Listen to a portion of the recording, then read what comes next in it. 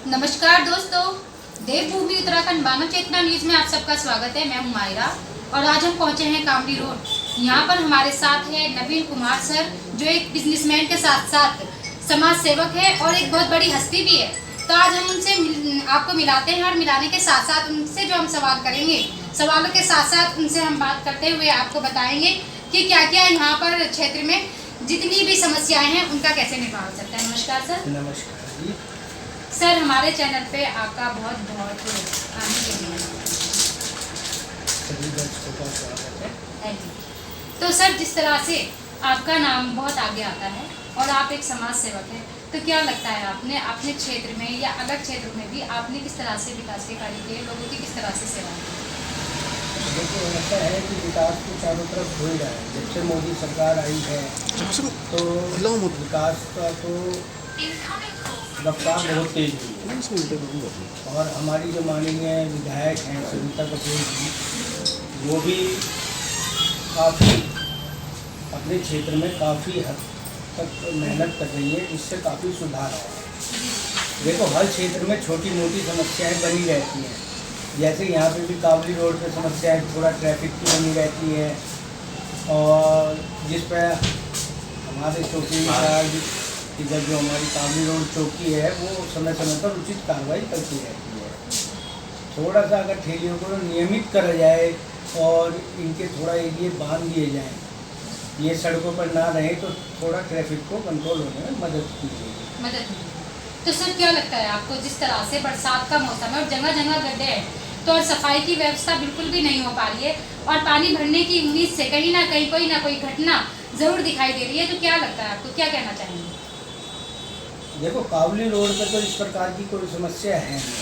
सड़कें भी अच्छी हैं और पानी का भराव भी नहीं होता। साथ में नदी होने के कारण पानी तुरंत चला जाता है और नाले भी गहरे हैं और सफाई अभी इनकी पिछले कुछ समय पहले हुई थी। अच्छा।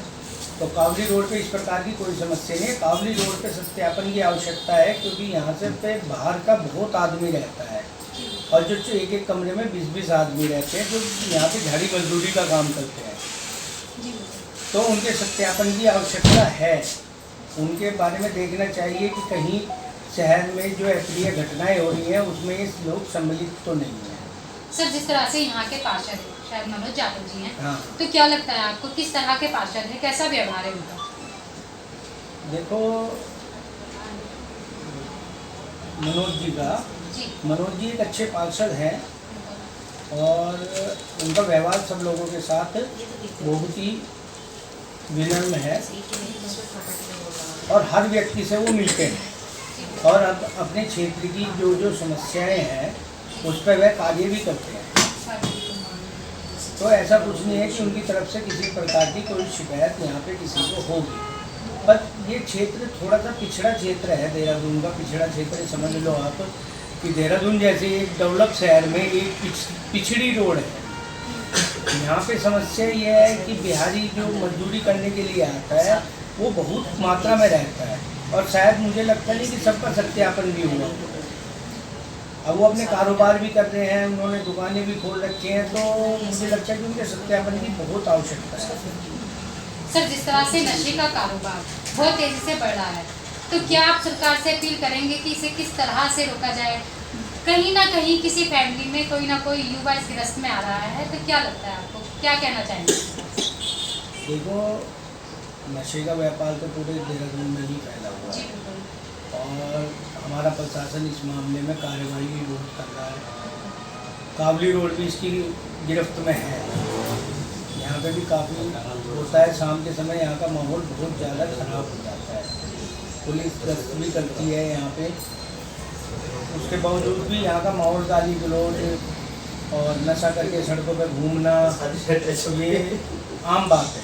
आम बात है। तो क्या लगता है आपको, तो आपने कभी इन चीज़ों की आगे बढ़कर शिकायत नहीं की है या पुलिस कर्मचारियों के पास नहीं गए हैं, तो क्या कहना चाहेंगे आप? नहीं, हमने इसके लिए शिकायत अपने चौकी में करी थी और पुलिस ने इस पर कार्रवाई भी करी। कई बार यहाँ सामने हमारे नियर एक गली है, वहाँ पे नशे का कारोबार होता था, कई बार उस पर छापे भी पड़े, पुलिस ने कार्रवाई भी करी। तो काफ़ी हद तक कंट्रोल है। पर ये है कि ये एक ऐसी समस्या है कि जिसमें आम आदमी जो आम नागरिक है ना उसे मिलके सहयोग, उसके सहयोग के बिना पुलिस पर कोई जादू की छड़ी तो है नहीं कि वो पता कर लेगी। अगर सहयोग, आम नागरिकों का सहयोग रहे और वो कहीं कुछ ऐसा गलत होते हुए देख के पुलिस को सूचित करे तो मुझे लगता है कार्रवाई होती है। यहाँ का पुलिस प्रशासन इतना चुस्त दुरुस्त है कि वो अपनी कार्रवाई करता है। तो सर हम आपसे एक क्वेश्चन और करना चाहेंगे, जिस तरह से उत्तराखंड में अपराध हो रहे हैं, मोदी जी का नारा है बेटी बचाओ बेटी पढ़ाओ, तो आप देख ही रहे हैं किस तरह से अभी आईएसबीटी में भी एक घटना घटी है और अंकिता भंडारी को भी अभी इंसाफ नहीं मिला है। काफ़ी सारी लड़कियों के साथ जो दुर्घटनाएं हुई हैं, तो आप क्या सरकार से अपील करेंगे, किस तरह से क्या कहना चाहेंगे?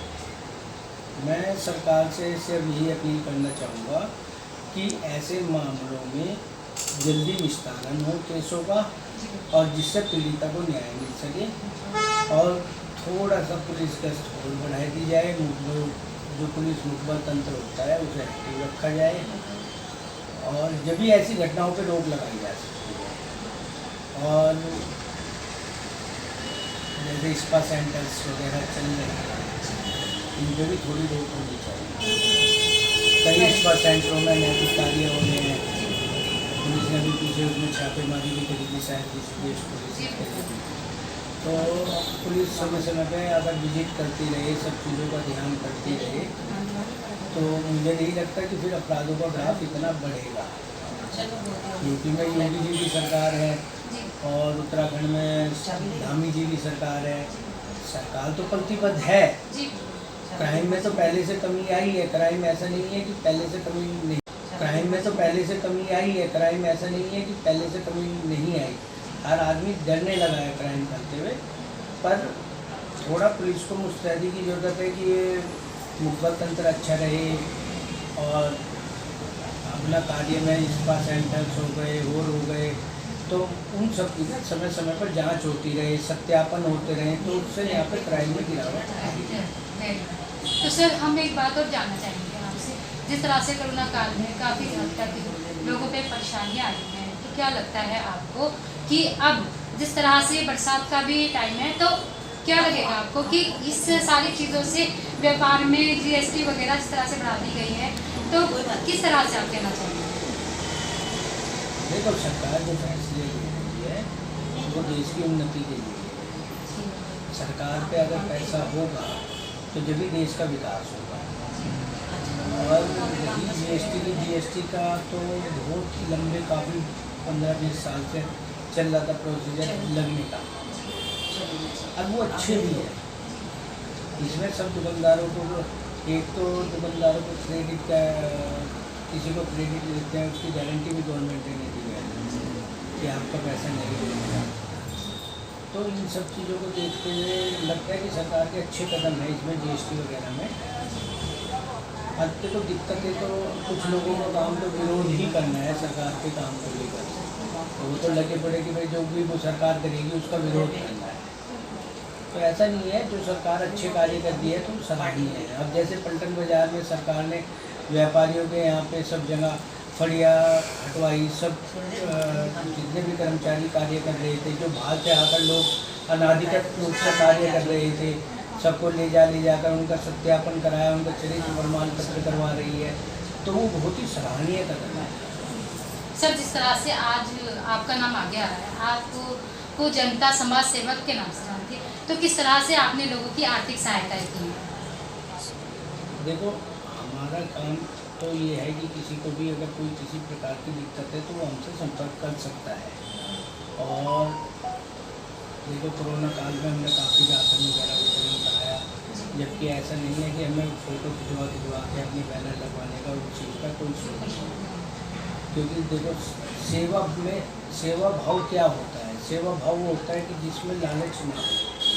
अब आप फोटो भी खिंचवा रहे हैं, अपनी राजनीति भी चमका रहे हैं, उस चीज़ों से कोई फायदा नहीं होता, तो सामने वाले की बेइज्जती करने वाली बात होती है। तो आज भी अगर किसी को किसी प्रकार की समस्या है, लेके आता है, भाई कन्या का विवाह है, घर में कोई दिक्कत है, कोई बीमार है, तो आर्थिक रूप से भी हम उसकी सहायता कर देते हैं। तो सर हमारे मानव चेतना न्यूज़ के माध्यम से आप सारी जनता को क्या संदेश देना चाहेंगे, जिस तरह से नौकरियों के बारे में या युवाओं के बारे में क्या कहना चाहेंगे सारी जनता को, क्या संदेश देंगे?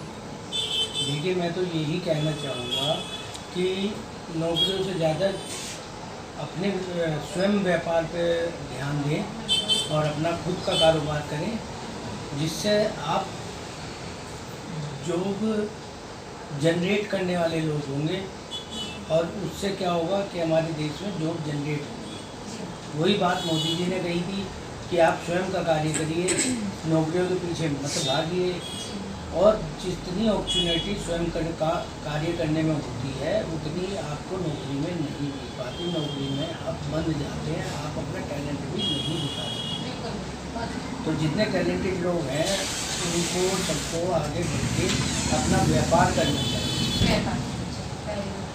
दोस्तों, जिस तरह से आपने देखा, आज हमारे साथ थी एक बहुत बड़ी हस्ती नवीन कुमार सर, जो कि एक समाज सेवक थे। आज उन्होंने हमें जो भी बातें कही है, हमने जो सवाल किए, बहुत अच्छे सवाल किए हैं। मैं आशा करती हूँ जनता से और सरकार से कि बातों का जो भी उन्होंने सवाल किए, तो उनके अच्छे जो भी है उनकी सहायता की जाए यहाँ पे जनता की। और जनता के साथ साथ मैं सर का धन्यवाद करूँगी जो कि उन्होंने हमें अपना कीमती वक्त दिया। सर धन्यवाद। मैं अगली न्यूज़ में कहीं ना कहीं नई शख्सियत के साथ मिलूंगी। देखते रहिए मानव चेतना न्यूज़, माहिरा के साथ और उसकी टीम के साथ, फवादिया मैम, अजय भाई और समद सर के साथ। धन्यवाद। Thank you sir.